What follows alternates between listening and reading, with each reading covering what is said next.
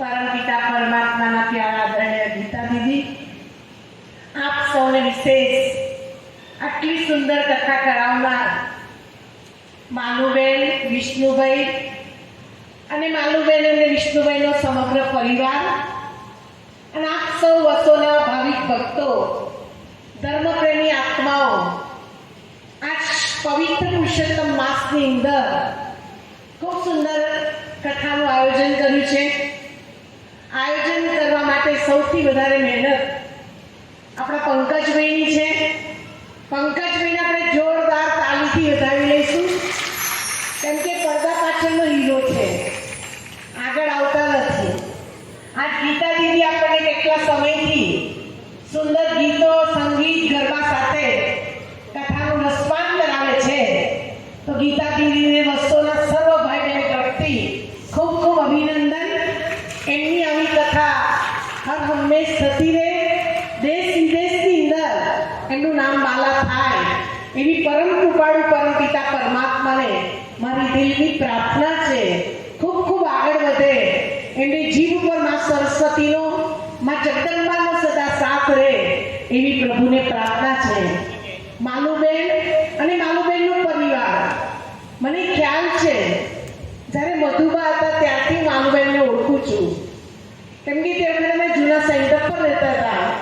પણ ત્યારથી લઈને આજ દિન સુધી માલુબેને મારી સાથે સંબંધ જાળવ્યો છે અને અત્યાર સુધીની આ 5મી કથા છે. એક કથા નથી, આપ સૌ અનુભવી છો. ગિરી બાપુ આપણા વસોની અંદર 2 વાર આવ્યા, જિગ્નેશ દાદા આવ્યા, જિગ્નેશ દાદા નડિયાદમાં આવ્યા, ગીતા દીદી વચ્ચે એક ચલી કથા, એમ ટોટલ 5 કથાનું બહુ મોટું આયોજન કરનાર વિષ્ણુભાઈ, માલુબેનને પણ ભગવાન આવી નવી શક્તિ આપે અને આવું આવું સદા માટે હેલ્થ આપે કે જે તંદુરસ્તી મેં જોઈ છે.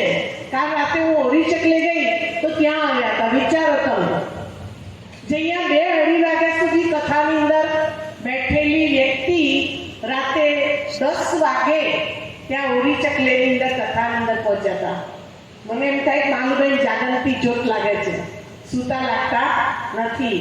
તો માલુબેનની ભક્તિ, માલુબેનનું હૃદય પૂર્વજોને મોક્ષાર્થે આ પવિત્ર પુરુષોત્તમ માસ ચાલે છે અને પવિત્ર પુરુષોત્તમ માસની અંદર પુરુષોત્તમ ભગવાન અને અત્યારે નવરાત્રિ ચાલી રહી છે, માં ભગવતીની કૃપા વરસે અને સર્વ પરિવારના પૂર્વજ વડીલોને ભગવાન સુખ શાંતિ ને સમૃદ્ધિ આપે. જે ઘરે જન્મ લીધો હોય ત્યાં આવો સરસ મજાનો પરિવાર મળે અને પલ પલ ભગવાન એમની સાથે રહે એવી પ્રભુને પ્રાર્થના છે. પવિત્ર પુરુષોત્તમ માસની અંદર આપણે કહીએ છીએ નાય એટલું પૂન. અત્યારે કાળ ઝાડ ઉનાળાની અંદર કોઈ જગ્યાએ પાણી નથી રહ્યા. સાચું સ્નાન કયું છે? નાયા એટલું પૂન એટલે ધ્યાન સ્નાન છે. આ 6 દિવસથી તમે 3-4 કલાક સ્નાન કરો છો અને એ નાયા એટલું પૂન કેમ અહીંયા બેઠેલા, કોઈને ચૂટકી યાદ નહીં આવતી હોય, કોઈને મોબાઈલ યાદ નહીં આવતું હોય, કોઈને પરચિંતન યાદ નહીં આવતું હોય, કોઈને મારું તારું યાદ નહીં આવતું હોય, કેમ કે ગંગાની અંદર શું કરે છે? તમે ડૂબકી લગાવી છે, જ્ઞાન ગંગામાં ડૂબેલા છો. તો પુરુષોત્તમ માસ એ વધારાનો માસ, અધિક માસ, અને અધિક માસની અંદર અધિક ઘણું ફળ મળે છે. જેમ પુરુષોત્તમ માસ છે એમ પરમાત્માએ રચેલો એક યુગ છે, જે યુગનું નામ છે કલ્યાણકારી પુરુષોત્તમ સંગમ યુગ. આપણા ભારતના 4 યુગ છે, સતયુગ, ત્રેતાયુગ, દ્વાપરયુગ અને અત્યારે ચાલી રહ્યો છે કલિયુગ. કલિયુગનો અંત અને સતયુગની શરૂઆત એ બે વચ્ચેનો એક નાનકડો સમય, જે સમયને સ્વયં ભગવાને નામ આપ્યું કલ્યાણકારી પુરુષોત્તમ સંગમ યુગ. આ યુગની અંદર ગીતાની વાતો સંભળાવી ભગવાન શ્રેષ્ઠ કર્મનું ખાતું પૂરતા શીખવાડે છે. જેમ પુરુષોત્તમ માસની અંદર નદીએ નાહી અને ખેતર ખેડે છે, એમ જીવનરૂપી ખેતર સાચું ઘણું ખેડવાનું છે શ્રેષ્ઠ કર્મનું, જે આ લોકો અત્યારે કરી રહ્યા છે. ખાલી કથા જ નહીં પણ સાથે સાથે આપ સૌને પ્રસાદી પણ અર્પણ કરે છે. આમ પ્રસાદી પણ જેવી તેવી નહીં. જ્યારે ગિરી બાપુની કથા હતી, વસોની અંદર 6-7 હજાર લોકો સવારે નાસ્તા જમવાનું અને સાંજે પણ ભોજન. અને ત્રણેય ટાઈમની થાળી હું જોતી હતી, ડેલી નવી નવી આઈટમ. ખરેખર ભોજન, ભૂખ્યાને ભોજન આપે એ મોટા મોટું પુણ્યનું ખાતું છે.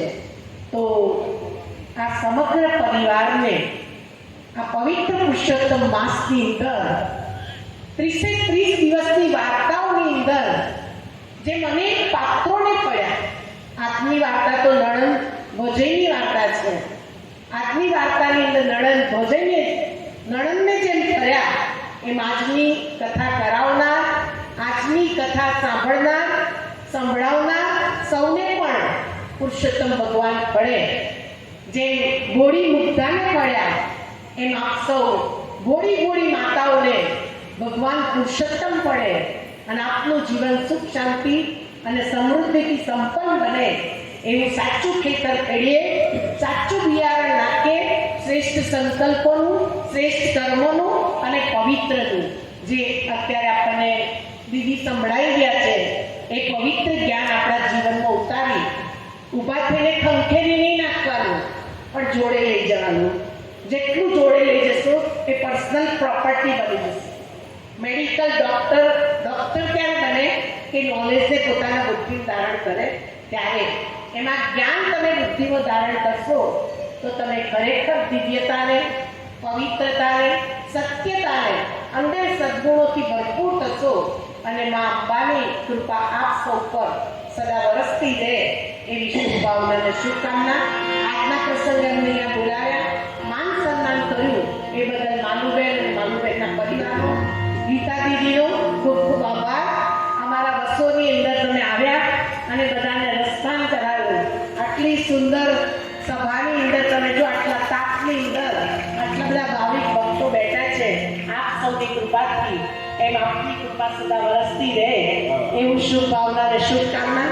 કેમ કે નામ જ ગીતા છે અને ગીતાનો